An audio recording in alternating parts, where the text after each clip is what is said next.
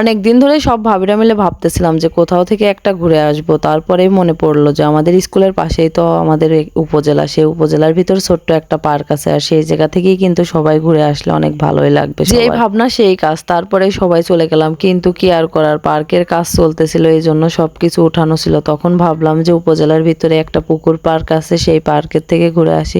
পুকুর পাড়টা কিন্তু দেখতে অনেক সুন্দর, কিন্তু পুকুর পাড়ে যায় ভিডিও করতে আর মনে নেই। তারপরে এই উপজেলার ভিতরে অনেকগুলা পুরাতন বিল্ডিং আছে, সেই বিল্ডিংগুলাই ঘুরে ঘুরে দেখতেছিলাম, আর সব ভাবিরা মিলে একটু ভয়ের গল্প করতেছিলাম। অনেক মজাই কিন্তু হয়েছিল। তারপরে কথা বলতে বলতে কিন্তু উপজেলা নির্বাহী অফিসারের বাসভবনের সামনে চলে আসছে। তারপরে যখনই এই জায়গা ঘোরার জন্য গেছি, তখনই কিন্তু বাইরে থেকে সিকিউরিটি বলছে আর ভিতরের দিকে যাওয়া যাবে না। তখন কিন্তু এই সাইডে চলে আসলাম, আর আসার পরেই দেখেন অনেক বড় কিন্তু একটা জামরুল গাছ।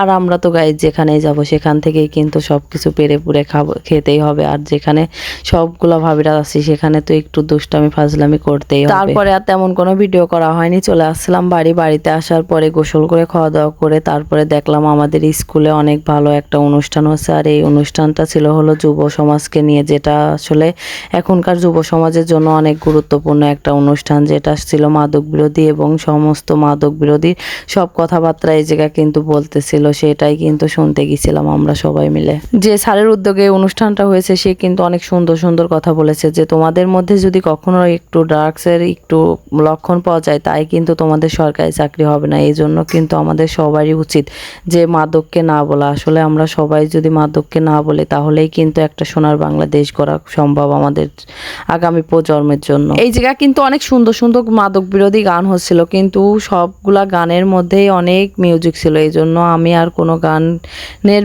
ভয়েসটা দিতে পারলাম না, আমি নিজের ভয়েসটাই দিচ্ছি, কারণ ফেসবুক মামা তো আর আমাদের মিউজিক দেওয়া ভিডিও অ্যালাউ করবে না। এই জন্যই কিন্তু গানটা আপনাদের শোনাতে পারলাম না।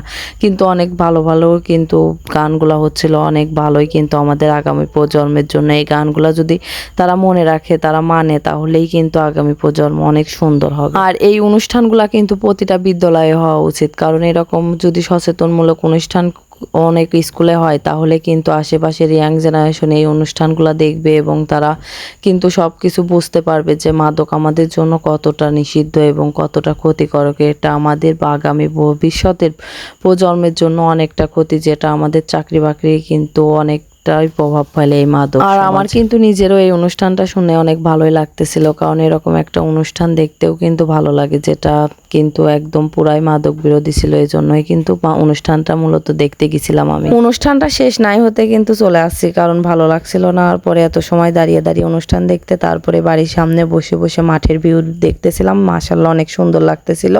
আর খুব ব্যস্ত সময় পার করছে কিন্তু আমাদের দেশের কৃষকরা।